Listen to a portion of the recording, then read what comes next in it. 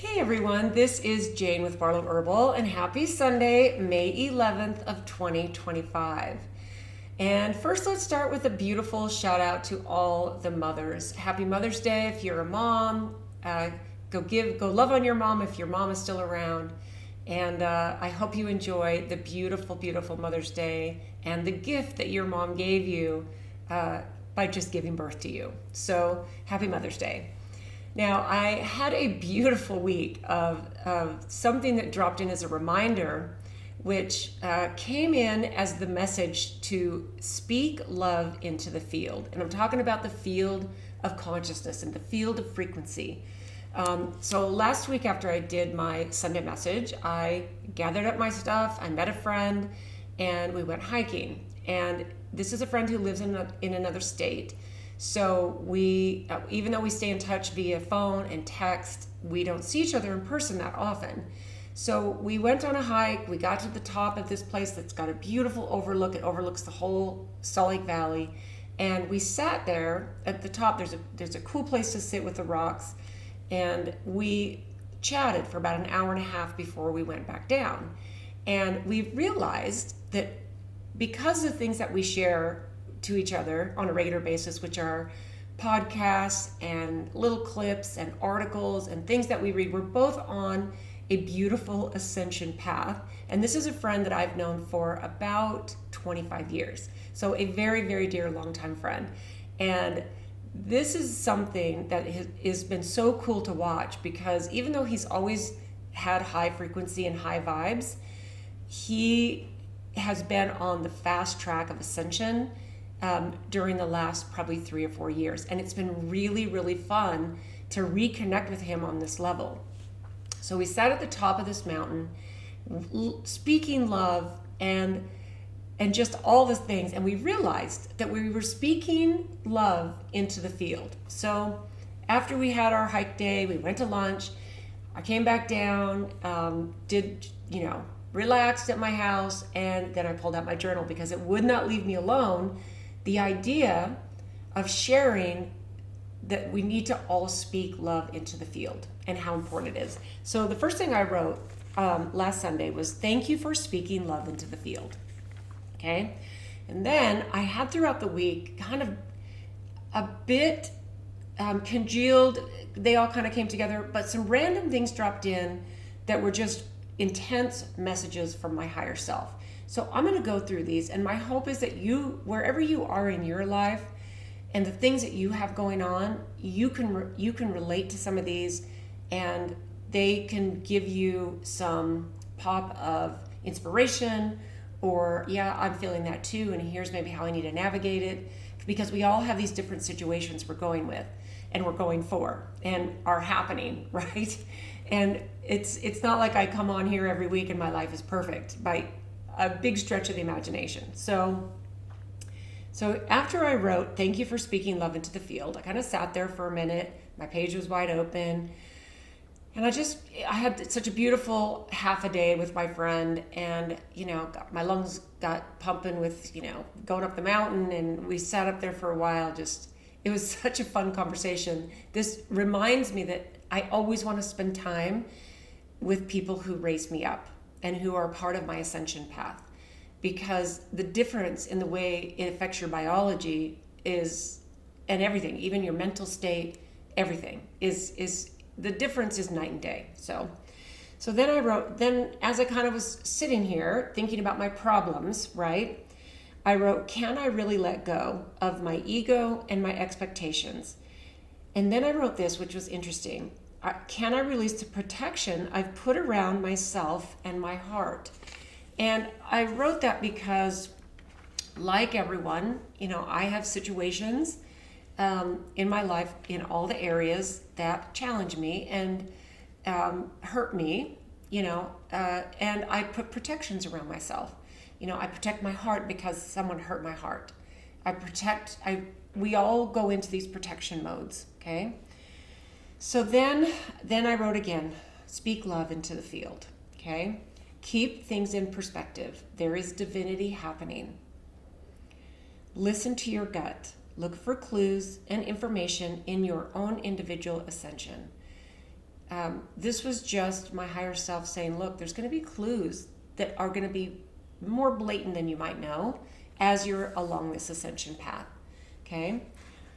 Be careful who you open yourself up to. So in the attempt to release some of the protection around my heart so that I can let love in and others while I'm continuing my ascension, and I'm continuing searching to connect with my tribe and find, I believe there's new people that I need to connect with. I can feel them out there. And I that makes me excited. So I know I need to keep my protection, my shield down a little bit, but then I wrote, be careful who you open yourself up to. Keep boundaries and stay private. Activate the fire energy inside of you, but don't be afraid to speak up. Divinity is the seed of creativity.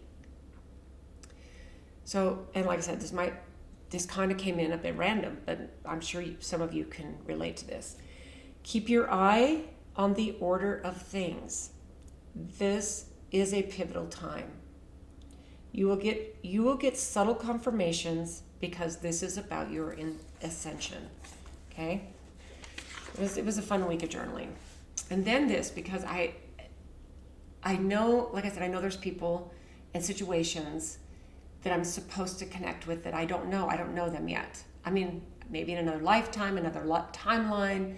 I know that when I find these people, and I've been finding them, just in the past month, 2 people.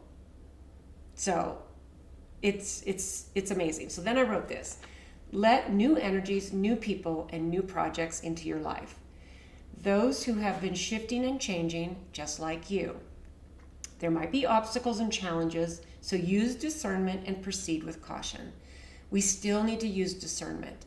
Even when we open our heart, let down our guard, we still have to use discernment. It's part of this life path in this human body. It's with the energies, we can think everything is magic and sparkles and love, and we can find those, but there does need to be discernment, because in this matrix, in this field, not everyone is going to be vibrating at the same level you are, and you need to use discernment. Okay, the right timing. So I just wrote that: the right timing to take the right action. Divine timing, ascension. You control your ascension. You have something unique to offer. I believe this fits for every single person listening to this. We all have something unique to offer. We need to pause, question, and ask yourself, what is true? What is true? It's always good to question, because critical thinking is a plus. There are lots of options and opportunities that are coming. Be discerning and don't compromise your vision. Don't let mental stress or confusion take over you. Trust your gut. Stay true to your ideas and take charge strategically. Okay, and then this is really beautiful. You are in charge of your destiny. Without you, something can't be completed. Think about that.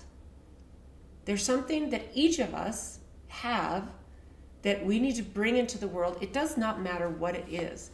And you might think of something that you do and you think, well, that's not special. But there is something, without you, something can't be completed. Okay? We are a critical piece of the puzzle, of the human puzzle here. Every single one of us. We are, not only that, we are all connected. And if the powers that be have tried for decades and decades and decades, think about the things that they've kept us disconnected from, that they don't want us to know that we are connected. We don't want to hurt our brother, no matter what our different worldviews are. The world is shifting really fast, you guys. So without you, something can't be completed. And this dropped in for me, to myself, but I think that statement right there is super relevant for every single person who finds that message. Guide the energies in the direction you want. So that's a reminder that we can guide the energies. We can speak love into the field. We can speak anger and division and hate and stress and fear. We can speak all that, and maybe that's a habitual thing, is speaking those kinds of things, or even thinking those kinds of things. But speaking them, the power of what you put into this field is more potent than you even know. So then I wrote this: don't take anything for granted. Because as I sometimes think about things, I think, oh, I wish this wasn't part of my life path. This thing feels so heavy. Why do I have to deal with this? Why can't I connect with my sister who I love and I miss, and she's separated, and then I just have to remind myself, don't take anything for granted. Okay? There are many amazing things on the way. Don't let the devil energy deter you, and never underestimate your opponent. Okay, think about that part. There are going to be things that are going to come at us individually and even collectively, and we just need to stay solid, right? Don't let the seeds of doubt grow. If you have an idea, you're not quite sure how you're going to do it, or if you're, supposed to, or if you have an idea that seems absolutely brilliant, what I do is, first thing I do is sit down and I journal it, and I write down every single detail that comes along with what just popped into my head. And then here's something I've realized. Many people do this. They'll let a seed of doubt grow, because here's what I believe. I believe that God, the universe, our creator, gives you a unique idea to bring into fruition to help mankind. It doesn't matter how tiny it is or how big it is. It doesn't matter. But what happens is you put it off, you don't do it, you let seeds of doubt grow, and then someone else a year later comes along and does the exact thing you had the idea about. And what I believe is happening there is that you were given this unique idea, and whatever it is, usually it's to fix a problem. If there's a problem, that's the best business idea, is something that humans need to make their life better. And I believe right now is the time to support highly conscious companies, because this is a growing segment of people who are starting businesses and bringing their ideas to fruition. But if you get an idea, you procrastinate it, let seeds of doubt come in. A year later, someone else does the exact same thing, maybe just a little bit different, but the exact thing you thought about. How many times has that happened to you, where either you had an idea, you didn't do anything about it, and just kind of it wasted away? Well, that idea was supposed to come through you, but you did not take action. Or you saw something that someone did that was just brilliant, and you thought, why didn't I think of that? If you get quiet enough for a short period of time every single day, and you think about your life, you think about what you want to bring, you think about everything, you are going to be stunned at what will come in for you. Okay? So, as you rise, grow, and ascend, others might use your magic against you. I wrote that down right after be careful of sabotage. So as you rise, grow, and ascend, others might use your magic against you. And, I've experienced a little bit of this over the years, but I've always been able to transmute it. I understand what it is. And honestly, I am so grateful that I know how to speak love into the field, because it has changed my life. It's changed my life as an adult ever since I realized, I didn't realize what I was doing. It was just what I was doing. In fact, thank God for my mom. Happy Mother's Day, Mom. She's been gone for 10 years now. But my mom always spoke love into the field. And she had a much harder life than I have, as far as she had, raising 14 kids. She was a rock star. And she always spoke love into the field. She always made us feel important. She always was kind. She spoke so much love into the field that even on the last day she took her last breath. And I aspire to that on the level that she had it. And I think she created all these human beings that came in as a gift for, all of us to have siblings, and we got the gift of her as our mom. This was a gift she gave us. And we are a big group of highly positive people. It's pretty incredible. I credit my mom for that. And then I wrote this: surround yourself with good people. Remember the lessons that you've learned. You don't have to let everyone in. Stay quiet, stay private, use discretion, and use your free will.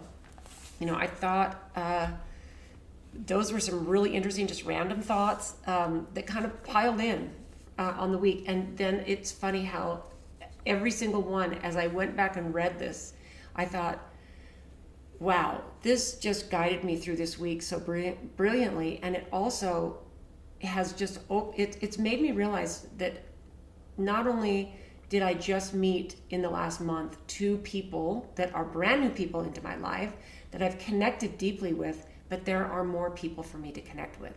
And I know that if you open yourself up to that, finding, we get these habits, we get these routines. We don't, walk down around our neighborhood after dinner, even though we know it's good for our digestion. We just kind of get, we get like hermits, and we get in our houses. We have our routines, and we don't want to, we don't want to go out and socialize because maybe we've been socializing all day. Get out of your comfort zone. Push yourself out of your comfort zone. Okay, so then I had some really specific journaling that I wanted to share with you at the last part of this video about the intention of speaking love into the field.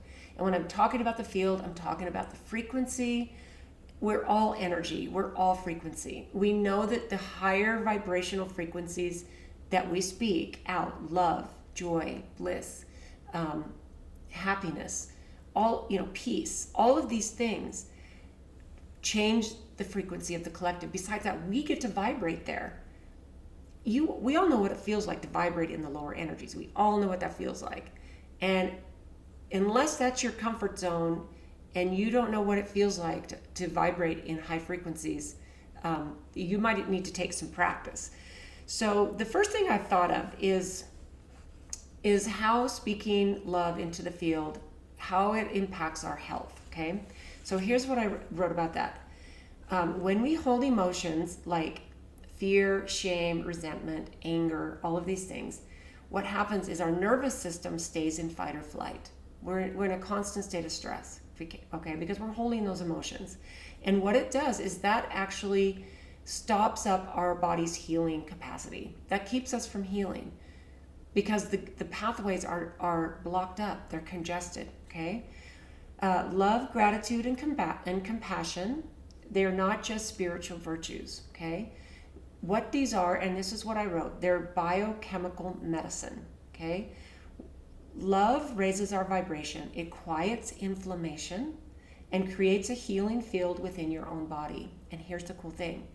When you do that, your body listens. And I will tell you, I'm going to put a little plug in for my beautiful friends at FLFE. Having a high frequency field over my home, I believe it has helped keep my body in a healthy state as the world has been chaotic, okay? So your body listens to the frequencies that are out there, and it just gets to be in that state, okay? Every thought is a signal. Every word is like a command, okay? We get to be like an orchestrator. We get to be the conductor of this beautiful symphony of everything that we put into the field, okay? When we speak love to ourselves, our body reorganizes around pure harmony. I was talking to my daughter-in-law yesterday, a couple days ago, and her 11-year-old son plays soccer, and they've been playing, for a while. We're almost at the end of the season, but their team has really congealed. 11, 12-year-olds. It's so fun to go watch, and they pour their whole heart into it. They run up and down the field, and they play so hard, and it's just so fun to watch these kids play. And she was telling me that there's 2 or 3 kids on the team that are full of confidence, and they're full of, you can tell that their parents and the people that are surrounding them in their life speak positivity into their field. And then she said, because then what happens, they put it out. Oh, that was a great kick. I might have missed a little bit, but I still did awesome. Like, these kids are talking like this to themselves and out into their other teammates. And then there are some kids that actually say, they'll maybe miss a kick or something, and they'll say, oh, I suck. Oh, I hate it when I do that. I should not, and they will literally speak negativity into the field. So the power that we have, and my daughter-in-law says she always will say something to the kids that are speaking in a negative way. And it's just so fascinating how young we are when some of these programs come into us. We don't even realize what we're saying. Okay, so I wrote down some questions about how love can actually transform our health when we speak it into the field. So here's some questions to journal on this week. What kind of conversations are you having with your body? Are they rooted in love or are they rooted in fear? And then this, could your symptoms be messengers, not problems? Asking you to love parts of your body you've abandoned. So when you have a symptom, this is a messenger. This is a messenger. Maybe you've abandoned a part of your body and it doesn't feel like it's a part of the whole. That is a whole big topic all by itself. That is something really, really, really beautiful that I would suggest you journal on. You could sit with that for a whole week, that one question. And then this, what would happen if you blessed your body even in its most vulnerable or uncomfortable state? We've all been there. We've all had things, all of us. And you might be dealing with something right now. This is where it's so important to speak love into the field and to bless your body. Like this is, I have seen and talked to people and witnessed in my own family and friendship circle miraculous healing simply by the way our biology responds to our beliefs and how we speak to ourselves. It's powerful. It's extremely powerful. Okay, and then I had this thought about how speaking love into the field can affect our worldview. Okay, this one is good because this to me is one of the most divisive things that's happening on the whole planet right now. Is worldviews are different, perspectives are different. Okay, so here's what I wrote about this. At lower levels of consciousness, the world looks threatening, divided, and chaotic. So when we vibrate in those lower levels, those lower emotional states, the world is not a safe place. Okay.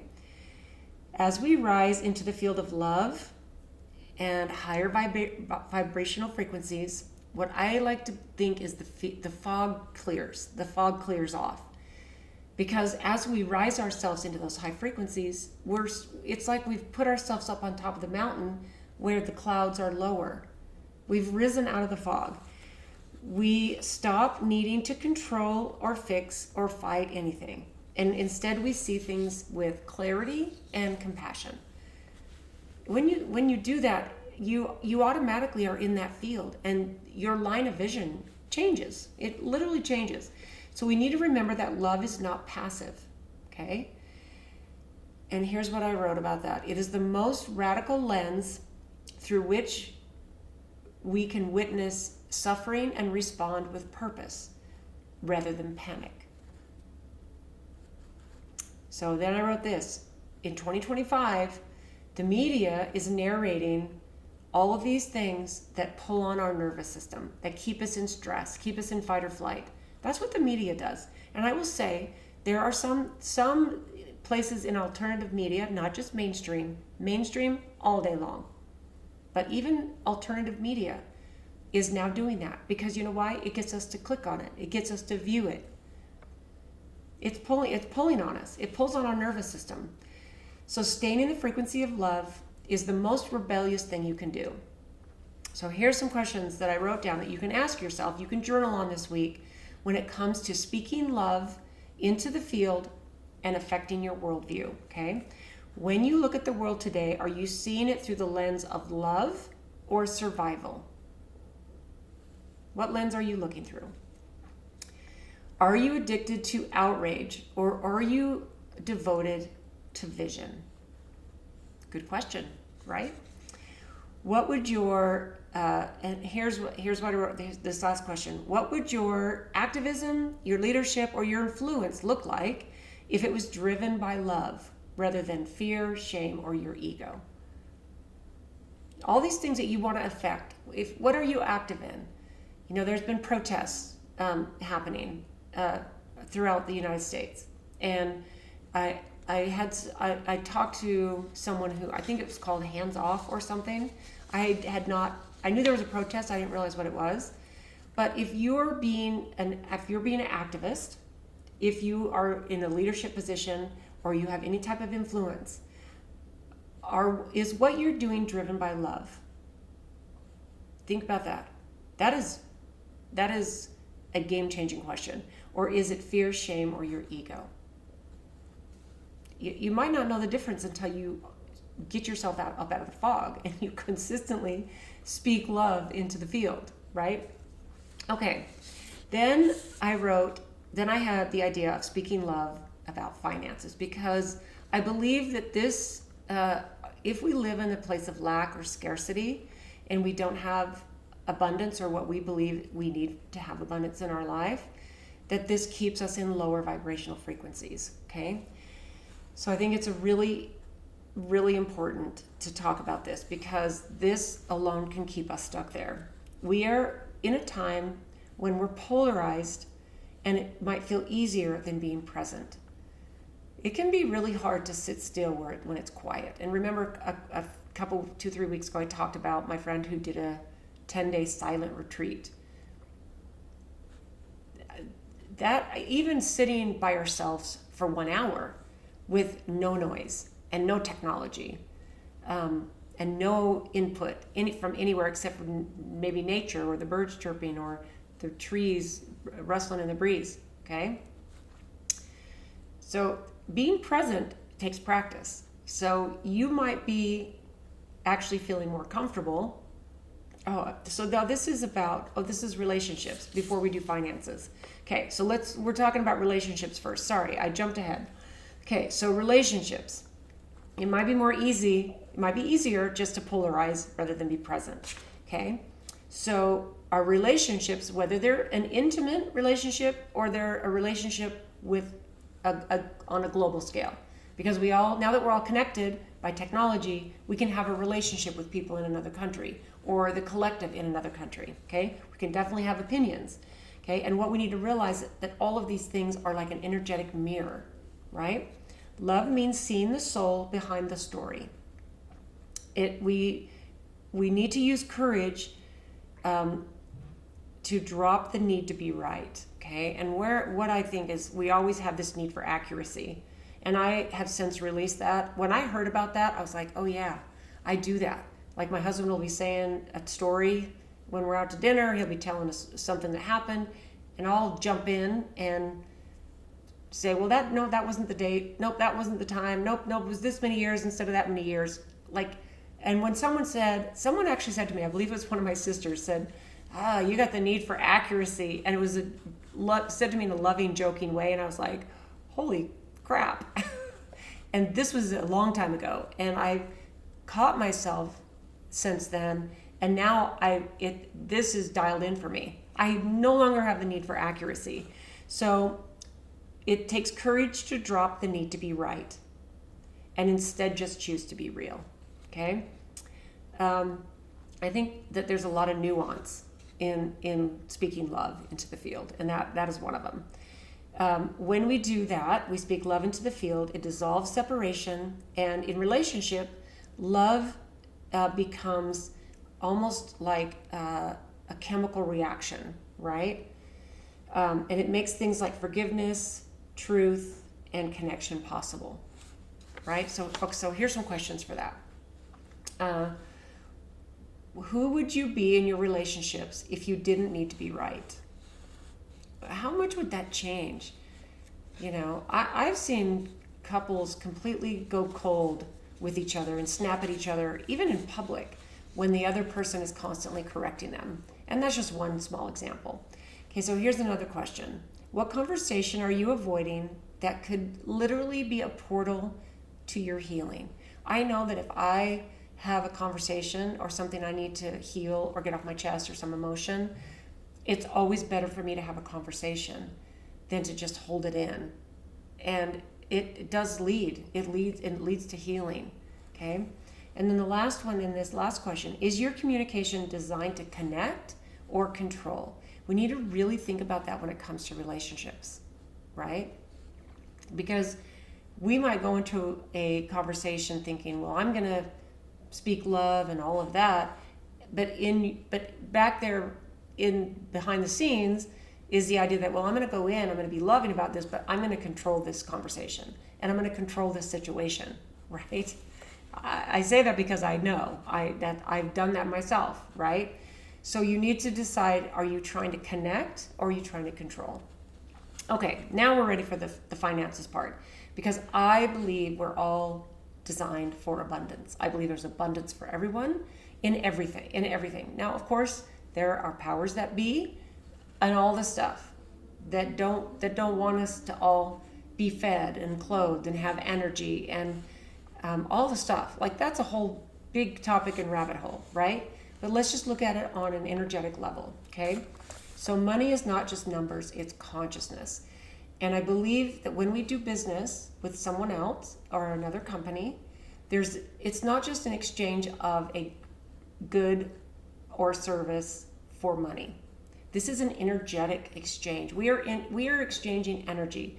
Think about the idea of when you give something for free, or say, it's never really worked for businesses to just give everything away for free. Even if they were completely altruistic, they had unlimited money to run their business, there needs to be an energetic exchange. Something always means more and it has more value if there's an energy exchange. And this is a really, really important thing to learn and put into your awareness as you walk through this life. I don't care how young or old you are. This is one of the most important things. And anyone at any time in their life can dial this in. Okay, so here's what I wrote about that. Money is not just numbers, it's consciousness. When we operate from fear, we hoard, we hustle, or we hide. We'll hide things, we'll hoard, operating from the lack of abundance, and it's easier said than done. I totally get it. I totally get it. When we infuse our money with love, gratitude, generosity, and intention, it tends to flow. And you can't believe that until you actually start experiencing it, okay? In 2025, I believe that we must align our values with our value becoming essential. I don't know if that makes sense. In 2025, aligning our values with our value becomes essential. Okay, I was trying to read my writing here and what I was trying to get at. So that makes sense, okay? And then here's something that might feel kind of controversial. Our bank account becomes an extension of our vibration. Oh, and anyone who's studied the law of attraction and abundance, this is speaking abundance into the field. And when you speak love and abundance and generosity into the field, it always flows back to you, okay? So the question is not this, how can I make more? But the question is this, how can I become more aligned? In the very beginning, when I started my herbal business, and even when I built a health club with one of my sisters prior to having this herbal business, I was in the fitness industry for 20 years, and we built a health club together. Even then, always then, and again, I tie this back to my absolutely amazing, positive mother who was always speaking love into the field. I attribute this to her. I've always spoke love into the field and went into whatever venture I was doing with the energy and the frequency of abundance. And there were tough times. But the thing is, then the frequency starts to attract more of what you're putting out, okay? So the thing is you need to be patient and consistent and let it happen, okay? So here's some questions to ask yourself. Do your spending habits reflect your highest values or your deepest fears? That's such a great question. Okay, and here's another question. What does your financial energy say about your self-worth? We all put out financial energy. We have, my husband has a great big group of friends that forever, there's been socializing over the last 30 years that we've been together. And they were his college, a lot of them were his college friends. And of course, now most of them are, their kids are even grown up and most of their kids are out of college now. So this is a group of friends couples mainly that we've been friends with for a really long time. And there are those 2 or 3 couples in this big group of people who are always speaking lack into the field. Always. And it's in most of the time it's very subtle ways. And their life has just kind of been about that. And they sometimes will opt out of going to a restaurant because they say, oh, we just can't afford that. And I'm not saying that might not even be true, but I think there's a different way to go about what you speak into the field, okay? So what does your financial energy say about your self-worth? Because even if you have $10 in your bank account, you can still change the frequency of what you speak into the field as far as your financial. This is where I would dive into gratitude. Gratitude for what you do have, all the things that you have. Because then what happens is you automatically flip into abundance. Automatically, okay? And then this, if you believed you were already abundant, how would you create, give, and receive differently? This is the whole idea of acting as if. Act as if you're already as abundant as you want to be. Act as if you're already as healthy as you want to be. Put yourself in and act as if. And your whole life will swap. If you find yourself acting any less than as if you already have all the things that you want and you're already speaking all of this, bring yourself back to center. You always have that chance in every moment. It's not even just every day. Every moment. It's like, oh, I'm not, back. I have to bring myself back. Okay. So then the very last thing that I'm going to go over, as far as speaking love, is this: navigating humanity in 2025. Because I think this is where probably the biggest challenge might lie with a lot of us. And this is how I'm going to wrap it up. Okay, so this is what I wrote. We are living through a massive collective initiation. That's what I believe. Okay, we all know that the old systems are not what we thought they were, and I believe that on some extent they're dissolving. And I believe that new paradigms are evolving and shifting and coming in because of what I said earlier. We all have something that we have agreed to come in and bring to the world. Something can't be completed without you. Think about it that way. What is it? What is it? Okay. So here's the thing. Through all of this stuff, it's easy to get overwhelmed, right? But here's what I believe. Love is a stabilizer. Love always brings you back to center. It doesn't mean that you need to be naive, right? It means that you can stay rooted in truth, clarity, and a deep inner authority. I'm the one in charge of my own destiny. Me. That's it. And if other people don't speak love into the field or whatever they're doing, you get to stay rooted in truth and certainty, right? When we speak love into the collective field, we become like a tuning fork, right? For what I love is how this came in, for possibility, even when times are uncertain. So when we speak love into the collective field, we become like a tuning fork for possibility. Start speaking love and see what shows up for you in every moment.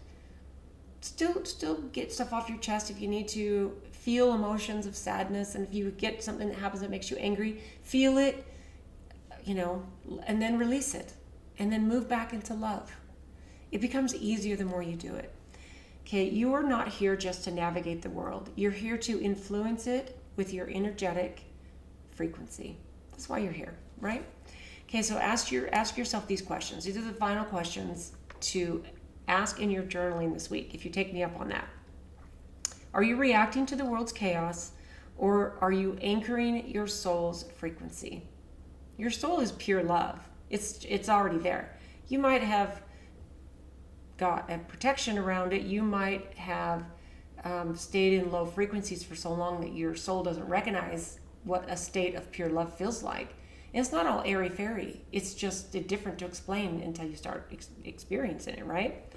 So ask yourself that question. Are you reacting to the chaos of the world, or are you anchoring in your soul's frequency? Then this, what kind of future are you broadcasting into the field with your thoughts, words, and posts? So think about the things that you post. Think about the things that you put out in do you go online for hours and see something that triggers you and just you spend a whole bunch of time responding with negative energy and negative words? And what is that? That to me is the weirdest thing. That is the weirdest thing. I don't understand what that accomplishes.